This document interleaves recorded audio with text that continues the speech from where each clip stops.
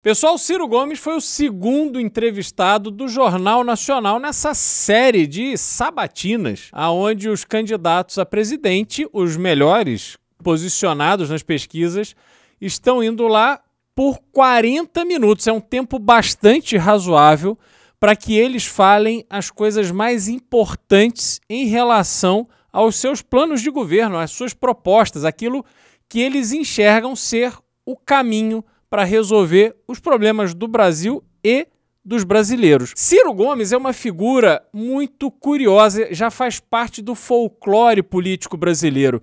Ele está enfrentando a sua 4ª eleição e é muito interessante como, nesse cenário onde a gente não teve uma terceira via de centro-direita que pudesse surgir com chances de tirar votos do Bolsonaro e, eventualmente, conquistar uma posição no segundo turno, Ciro Gomes, para muita gente, é alguém palatável, alguém que fala sobre propostas para o Brasil com segurança.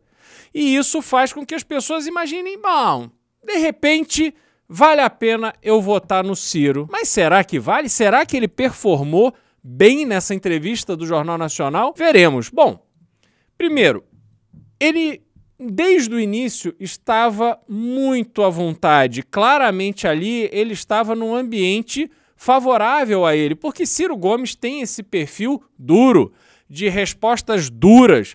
Ele fala sobre os seus projetos de uma forma assim com muita segurança, com muita veemência, que é uma técnica para intimidar as pessoas que estão fazendo perguntas. Mas ali não, o ambiente era completamente oposto, ele estava sereno, ele estava sorrindo.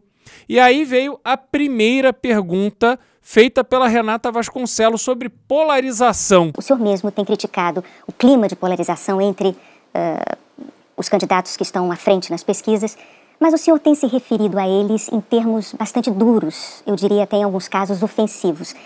É com esse discurso que o senhor pretende unir o país? Eu pretendo unir o Brasil ao redor de um projeto. E esse projeto tem um diagnóstico. Eu acho que o Brasil vive hoje a mais grave crise, se nós tomarmos em atenção os números do desemprego, da fome. Fome. 33 milhões de pessoas estão com fome, 120 não fizeram as 3 refeições hoje. E há pessoas e grupos políticos responsáveis por essa tragédia. E eu acho, francamente, que a maior ameaça à democracia é o fracasso dela na vida do povo. Mas eu vou me esforçar para unir o Brasil, unir o Brasil, reconciliar o Brasil, o que não me parece haver contradição. Ela tentando resgatar esse Ciro truculento, perguntando se esse perfil dele não era um perfil que geraria uma ampliação da polarização no Brasil, ao invés de unir o país.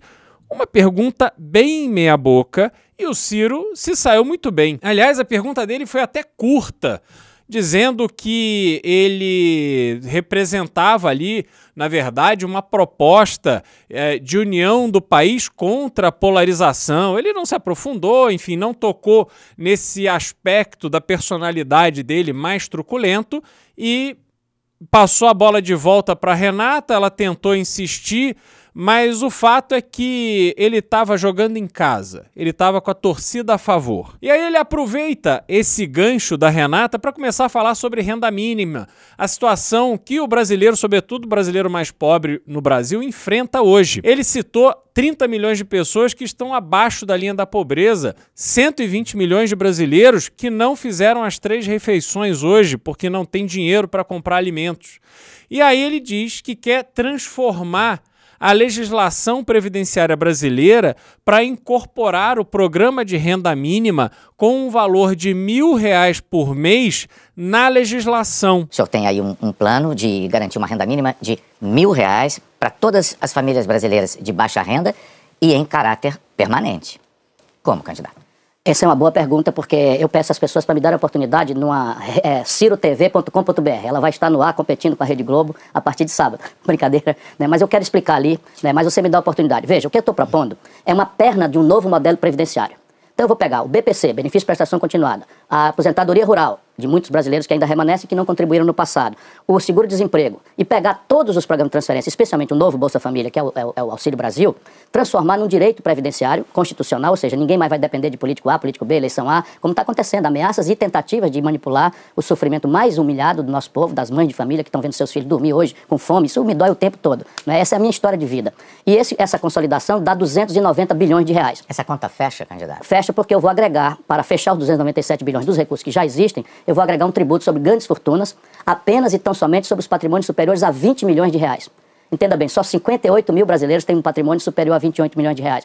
20 milhões de reais. O que quer dizer o seguinte, que cada super rico no Brasil vai ajudar a financiar com 50 centavos apenas de cada 100 reais da sua fortuna a sobrevivência digna de 821 brasileiros abaixo da linha de pobreza, ou seja, aqueles domicílios que as pessoas ganham 417 reais ou menos por cabeça por mês. Só que o problema disso são dois. Primeiro, que você estabelecer valores fixos na legislação num país que tem inflação alta como o Brasil é completamente ineficaz, porque a inflação tira o poder de compra desse valor estabelecido.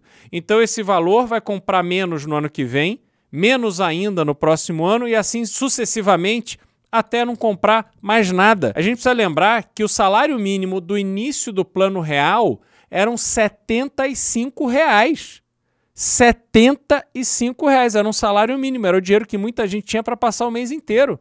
E hoje, R$ 75, meus amigos, não paga nem o ônibus durante o mês que o trabalhador usa para ir para o seu emprego. Então, essas coisas no Brasil simplesmente não funcionam e, obviamente, isso não vai resolver o problema de uso eleitoreiro do auxílio, porque o presidente de plantão, aquele que vai estar disputando a reeleição ou que quer criar uma narrativa de apoio para o seu candidato, vai fazer um pagamento complementar, vai vir com um novo programa e simplesmente não vai resolver o problema como o Ciro imagina. Para pagar esta conta, vem com uma fórmula que, segundo ele, são 290 bilhões de reais de benefícios previdenciários que precisam ser garantidos pelo governo para que toda a população brasileira tenha o mínimo para sobreviver com decência. Só que essa grana, que não está prevista no orçamento, segundo ele, vai ser gerada a partir da tributação dos super ricos. Então vejam, ele quer garantir o assistencialismo punindo quem acumula riqueza. O problema é que acumular riqueza não pode ser criminalizado. A França tentou fazer isso depois da crise de 2008. E os ricos franceses simplesmente foram embora, criar riqueza em outro lugar. Se você considera rico aquele que tem uma indústria, tem uma empresa, aquele que gera emprego, esse cara não pode ir embora. Ele tem que ficar aqui, ele tem que ser parte da solução. Ele não pode ser simplesmente incentivado a ir produzir, levar a riqueza dele para outro lugar, porque os planejamentos tributários são muito eficientes e são muito eficazes. As pessoas conseguem esconder essas suas riquezas, o seu patrimônio, para que não tenham que pagar esse tipo de imposto. Pensem numa situação hipotética, uma família que trabalha no campo, que recebeu uma propriedade que era do avô, que organizou a fazenda e passou para o pai passou para os seus filhos. Hoje, esses filhos têm uma propriedade que está supervalorizada no Brasil, que é a propriedade rural. Talvez valha mais dos 20 milhões de reais que o Ciro coloca como parâmetro para classificar os super ricos. Mas essa família não vai vender essa propriedade. Ela simplesmente usa aquela terra para produzir, para ganhar dinheiro, para sustentar, às vezes, 3, 4, 5 irmãos que têm as suas próprias famílias. Então não é essa a fórmula de você querer investigar o valor do patrimônio das pessoas e tributar essas pessoas. Às vezes a pessoa tem uma marca, a pessoa tem um quadro, a pessoa tem alguma coisa que vale muito e ela será punida. Então, meus amigos, não é por aí. Sabe como é que a gente vai resolver o problema dessas famílias miseráveis que hoje existem no Brasil aos montes? A gente vai resolver esse problema quando a gente gerar emprego. E para gerar emprego, a gente precisa facilitar as pessoas que querem criar empresas, que querem contratar, que querem demitir quando elas não precisam mais daquela ajuda, que querem demitir aquele funcionário que se revela ao longo do tempo incapaz de manter a sua produtividade, porque às vezes esse próprio funcionário está infeliz, ele quer trabalhar em outra coisa, mas ele não vai embora. porque ele quer receber o fundo de garantia por ser demitido. E a gente cria a dinâmica da tristeza no Brasil. Não pode ser assim. Um país, para prosperar, para gerar emprego, gerar riqueza e resolver o problema dessa miséria, dessa pobreza extrema que assola o Brasil, ele tem que estar evoluindo, ele tem que criar prosperidade. E não será com essa fórmula do Ciro Gomes que nós vamos resolver esse problema. Bom, depois disso, ele entra na questão do apoio no Congresso. Se ele for eleito, o PDT é um partido pequeno. Ele foi perguntado pelo Bonner como é que ele vai governar se o seu partido, ao que tudo indica, não vai eleger uma grande bancada, querendo jogar para o tema do Centrão. O seu partido, o PDT, não conseguiu formar alianças nessa eleição. É fato, a candidatura Ciro Gomes pelo PDT é uma candidatura, como se diz, puro sangue, né? É uma chapa sem alianças. Como é que o senhor pretende formar a maioria no Congresso para a aprovação das suas propostas? Eu proponho mudar o modelo econômico, que é uma tarefa profundamente complexa e difícil, e eu pretendo mudar também o modelo de governança política, pedindo às pessoas para pensarem juntas comigo. O Brasil se redemocratizou, se nós tomarmos eleições diretas para presidente, em 89. O Collor governou com esse modelo e foi cassado. O Fernando Henrique e o PSDB nunca mais ganharam eleição nacional governando com esse modelo. O Lula foi parar na cadeia governando com esse modelo. A que modelo o senhor se refere especificamente? É o que se convencionou chamar de presidencialismo de coalizão, na expressão elegante do Fernando Henrique, ou nessa adesão vexaminosa e corrupta ao Centrão.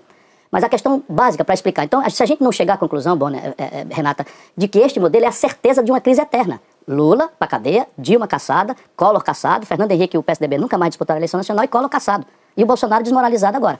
Então, veja, qual é a minha proposta? A minha proposta é transformar a minha eleição.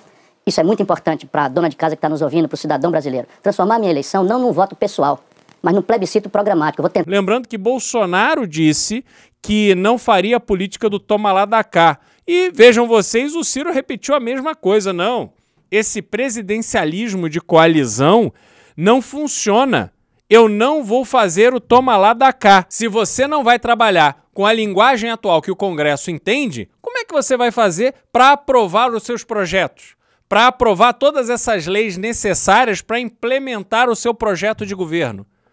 E aí ele vem com a ideia de que, para diminuir a força e influência do Congresso, que ele pode fazer plebiscitos. Então, os assuntos mais importantes, ele vai consultar a população. Agora imaginem vocês, o Ciro Gomes, presidente da República, tendo que propor algum tipo de alteração, como o salário dos garis, o salário dos médicos, ou benefícios para essa classe ou aquela. Imagina ele levando isso para a população, o custo de se fazer toda uma campanha de esclarecimento, possam votar no melhor caminho neste plebiscito sobre temas que não fazem parte, muitas vezes, do cotidiano de toda a população. É óbvio que isso não funciona, sobretudo porque a democracia brasileira, que é representativa, exige que as pessoas escolham bem os seus candidatos, sobretudo aqueles que a representam no legislativo. O que a gente precisa mudar é a relação do eleitor com o eleito, com o candidato. O eleitor tem que entender que o processo democrático exige que ele vá votar no dia da eleição, mas que ele passe 4 anos cobrando, perguntando, indagando, questionando. Porque se não for assim, não há como a democracia brasileira funcionar. O problema lá em Brasília reflete a decisão tomada pelo povo, através do voto. Se o povo vota mal e escolhe representantes que não estão aptos a executar a missão de forma bem-sucedida, nós precisamos resolver este problema aqui, inicial, no seu berço, e não simplesmente aumentar a responsabilidade desses eleitores desengajados que sequer cobram daquelas pessoas em que elas votaram. Aliás, nem se lembram em quem votaram. Então, meus amigos, este caminho de Ciro Gomes, infelizmente, não é o caminho para a gente resolver essa relação entre executivo e legislativo. O que a gente precisa fazer é investir em educação. Aliás, Ciro Gomes, que adora bradar, que revolucionou a educação do Ceará, não tratou desse tema no Jornal Nacional e não foi perguntado a respeito. Porque, obviamente, nós precisamos que as pessoas sejam melhor educadas para que elas possam escolher melhor os seus representantes. É assim que a gente vai elevar o nível do debate. É assim que a gente vai ver um cenário, um ambiente capaz de absorver mudanças estruturais que muitas vezes impactam em benefícios, em benesses, em mordomias do próprio servidor público, do próprio deputado, do próprio senador. Então, meus amigos, este caminho proposto pelo Ciro Gomes simplesmente não faz sentido. Falando sobre esse tema e na sequência das perguntas, Ciro usou um vocabulário realmente difícil. Ele estava falando ali para uma massa de pessoas que estavam assistindo ao Jornal Nacional e que depois vão assistir recortes no YouTube, etc. Ele tinha a oportunidade de falar com aquele eleitorado, sobretudo mais pobre, porque ele já disse que vai taxar o rico, já vai tributar o rico. Então o rico ele não vai pegar. Se ele está nessa estratégia, ele tem que falar com o mais pobre. Mas a linguagem que ele falou em vários momentos da entrevista foi uma linguagem difícil, incompatível com a compreensão da massa de brasileiros. E aí, neste meio tempo, ele usa para fortalecer a ideia do trabalhismo. Ele condena a informalidade do trabalho. Mas, meus amigos, a gente sabe que o que dificulta a geração de emprego no Brasil é justamente o custo de contratação e os riscos que a contratação envolve no Brasil. O empresário muitas vezes prefere não crescer o seu negócio a contratar um funcionário. E aí, quando você tem um alto índice de desemprego, como é o caso do Brasil, as pessoas têm que se virar. É óbvio que elas vão partir para a informalidade. Elas vão empreender, elas vão comprar meia dúzia de garrafas de água e vão lá para o semáforo vender durante o trânsito. É assim que as pessoas sobrevivem. Não há de se criticar a informalidade. O que a gente precisa fazer é esquecer essa ideia ridícula de trabalhismo no Brasil, que foi concebida lá na época de Vargas, quando a gente tinha uma massa de ignorantes, de analfabetos, que não tinham condições de defender os seus próprios direitos, seus próprios interesses, que eram manipulados pelos patrões, pelos grandes industriais, que submetiam seus trabalhadores a condições de trabalho realmente preocupantes. Mas hoje não. Hoje, a grande massa de trabalhadores brasileiros tem acesso à informação, são capazes de discernir sobre um trabalho que é bom ou não é para eles. A gente não precisa mais da tutela permanente do Estado, assumindo que todo mundo que trabalha, que gera riqueza e paga imposto, é um idiota, um incapaz. Nós não somos assim. Nós temos que ter as rédeas da nossa vida. Nós temos que ser capazes de trabalharmos para preservar o nosso futuro, a nossa aposentadoria. Porque se a gente não fizer isso com zelo, depois nós é que vamos pagar a conta. Do que adianta nós ficarmos enchendo o burro de dinheiro do governo, sabendo que o governo é incompetente para absolutamente tudo, mas a gente acha que é o governo que tem competência para cuidar da nossa aposentadoria, para investir o nosso dinheiro e depois nos garantir um pagamento decente? Ora, todo mundo sabe que isso não é verdade. Então a gente precisa ter educação financeira, para aí sim nós planejarmos melhor o nosso futuro. Se nós vamos fazer uma reserva para a aposentadoria, que cada um tenha o direito de dizer como aquele dinheiro deve ser investido. É assim que acontece na previdência privada. Assim deve ser também na previdência pública, com a autonomia do cidadão. O dinheiro é meu, eu trabalhei para ganhar, não posso deixá-lo na mão do Estado. Enfim, essa discussão sobre trabalhismo, o Ciro Gomes vai morrer defendendo. Aliás, ele disse que vai ficar até o final da vida política dele no PDT defendendo essas bandeiras. São bandeiras do atraso, são bandeiras do Brasil lá de antigamente, não tem nada a ver com a realidade do Brasil agora. Depois, numa conversa de comadres, o William Bonner resolveu perguntar sobre reeleição, criticando a postura do Ciro Gomes de dizer que não seria candidato à reeleição caso seja eleito. Por que abrir mão da reeleição significaria para o senhor facilitar as suas relações com o Congresso Nacional? Porque o que destruiu a governança política brasileira, nesse modelo que eu estou lhe falando, é a reeleição. O presidente se coloca infenso, com medo dos conflitos, porque quer agradar todo mundo para fazer a reeleição. O presidente se vende a esses grupos picaretas da política brasileira, desculpa a expressão, não é? Eu tenho que, a pedido da Renata, trocar um pouco as expressões, assim, mas esses grupos de pouco escrúpulo republicano, eu também tenho essas expressões, sabe? Por quê? Porque tem medo de CPI e porque querem se reeleger. Eu tenho outra relação com a questão moral, sabe? Eu me garanto, eu não sou corrupto, eu resolvi fazer uma vida republicana. Então eu não tenho medo de CPI, pelo contrário, num governo como o meu, CPI vai me ajudar, porque se eu não roubo, não vou deixar ninguém roubar. Então quem denunciar corrupção no meu governo estará cooperando comigo. E eu abrindo mão da reeleição, eu vou cuidar só de fazer a reforma que o país precisa. Veja, essa é a minha história. Mas a visão... Deixa eu só completar, porque essa é a minha história. Eu fui governador do Ceará, o mais popular governador do Brasil. Nunca mais voltei. A minha questão é, uma vez colocado como não candidato à reeleição, o senhor diz assim, eu estou eleito e eu vou fazer um mandato só. Eu vou ficar 4 anos na presidência. O senhor diz que com isso o Congresso vai olhar para o senhor de uma forma menos belicosa ou com maior boa vontade na aprovação dos seus projetos? Isto ajuda muito, acredite, com a experiência que eu tenho, ajuda muito. Mas deixa eu lhe dizer, eu vou negociar. Deixa eu dizer de novo, elejam deputados que tenham compromisso comigo, não necessariamente só do PDT, que tenham compromisso com esse conjunto de ideias. Porque quem você eleger, desculpa eu me dirigir com as pessoas, quem você eleger é com esses que eu sou democraticamente obrigado a negociar. A minha diferença é que o Bolsonaro, por exemplo, denunciou isso e fez o oposto do que denunciou. A minha diferença é que o PT fez o tempo inteiro a denúncia da corrupção dos outros e depois negociou exatamente nas mesmas bases. Eu estou anunciando humildemente que quem quer que o povo eleja é com eles que eu vou negociar. O que eu prometo? Negociar em cima da mesa, sem o toma lá da cá e sem a roubalheira. Por quê? Porque eu vou substituir esse aliciamento por uma aliança do novo pacto das finanças estaduais e municipais, prefeitos e governadores. E tem um fusível. Persistir o impasse somente naquele ponto onde o impasse persistir, por maioria simples, que eu monto entre a eleição e a posse, isso é relativamente simples, eu peço a autorização do Congresso para fazer um plebiscito popular. Aí o senhor é eleito, o senhor consegue convencer o Congresso Nacional de que não vai concorrer a uma reeleição. E aí, digamos que o senhor consiga com isso fazer uma administração exitosa, né? Ao fim de um mandato exitoso, é muito natural que um presidente da República se converta num eleitor poderoso do seu sucessor. Essa é a chave.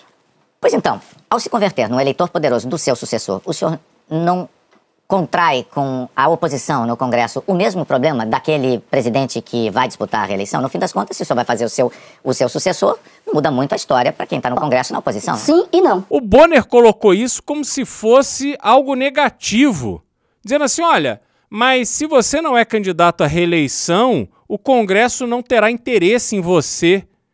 E depois ele falou, não, mas se você não é candidato à reeleição, naturalmente você vai apoiar alguém. Então é como se você fosse candidato à reeleição. Cara, um raciocínio completamente ilógico do William Bonner.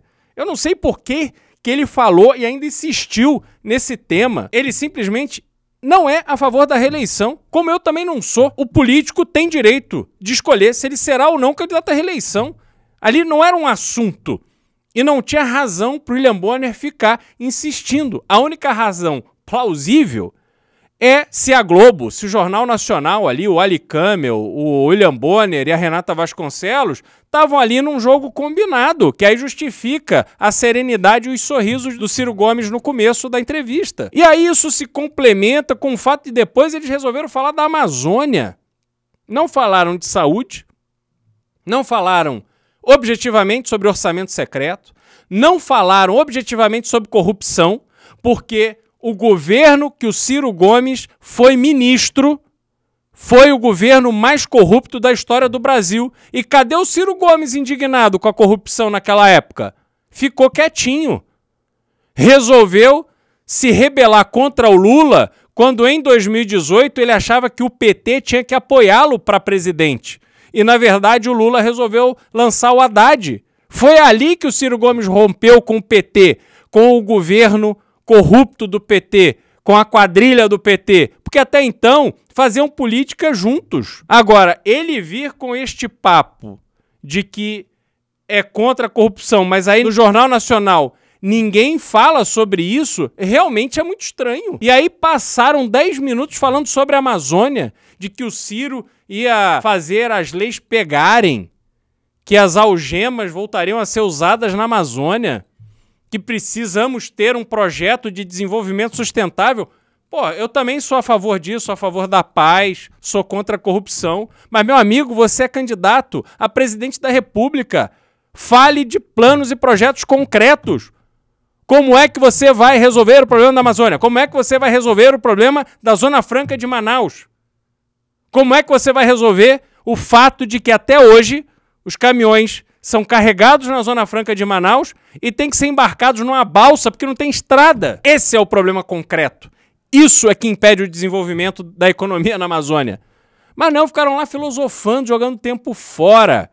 É realmente incompreensível o que aconteceu. No final, quando ele teve 1 minuto para falar sobre suas ideias, ele lança, segundo ele, ali uma exclusiva em primeira mão para o Jornal Nacional sobre a sua proposta de uma lei anti-ganância, que ele resumiu dizendo que bancos e instituições financeiras só podem cobrar juros que atinjam até 2 vezes o valor emprestado. Então, vejamos vocês, nós temos 13% de taxa de juros no Brasil.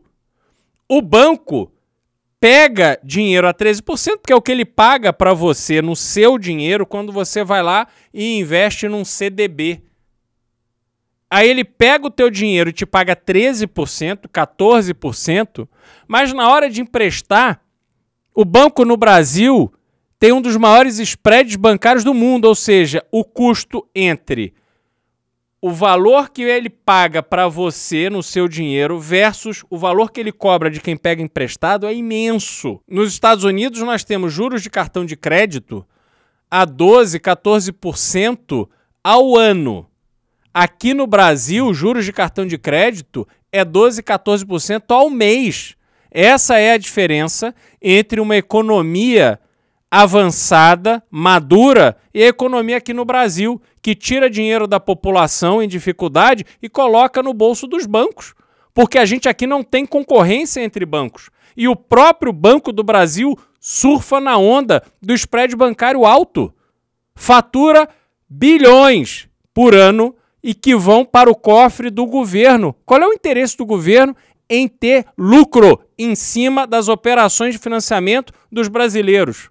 Isso é um grande absurdo, mas ninguém faz nada para mudar porque isso é conveniente para manter as contas do governo equilibradas. Só que essa conta quem paga somos nós. Então você querer determinar por lei que o banco só pode cobrar até 2 vezes o valor da dívida, você obviamente está abrindo um caminho enorme para a inadimplência. Porque eu sei que eu só serei penalizado em até 2 vezes o valor do empréstimo que eu peguei. Meus amigos, com os juros que a gente paga aqui, ele dobra de valor a cada ano. Eu simplesmente não vou pagar. E daqui a 5 anos eu resolvo isso quando eu puder. Não é assim que a gente resolve o problema do spread bancário. Sabe como é que a gente resolve o problema do spread bancário? É criando uma economia no país que seja eficiente o suficiente para que a gente baixe a taxa de juros e mantenha essa taxa de juros baixa. Que a gente crie um ambiente econômico onde nós teremos aqui atração de investimento de longo prazo e não capital especulativo que entra aqui só para surfar na onda dos juros altos e depois vai embora ao primeiro sinal de fumaça aí na floresta. É inacreditável que alguém como Ciro Gomes, que estudou em Harvard, que bate no peito para dizer que é um grande economista, que entende tudo de economia, que entende tudo que acontece no mundo inteiro, venha com essa balela. É impossível executar isso, porque os bancos, quando forem confrontados com uma legislação dessa, vão parar de emprestar. E aí você vai financiar seu carro onde? Você vai financiar sua casa aonde? Você vai resolver o problema da tua pequena empresa aonde?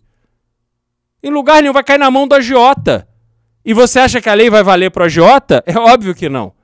Então isso é uma utopia, isso é uma loucura, uma idiotice. Enfim, resumindo, isso é que foi dito, isso é que foi falado nessa entrevista com Ciro Gomes no Jornal Nacional. E aqui no meu canal no YouTube, Cristiano Beraldo, tem um vídeo que eu gravei analisando todo o livro Projeto Nacional que o Ciro Gomes escreveu, que é onde está o plano de governo dele. E eu demonstro neste vídeo por que as ideias do Ciro Gomes não são executáveis para a realidade brasileira. Então não perca a oportunidade de assistir esse vídeo, se inscreva no canal e deixe seu like.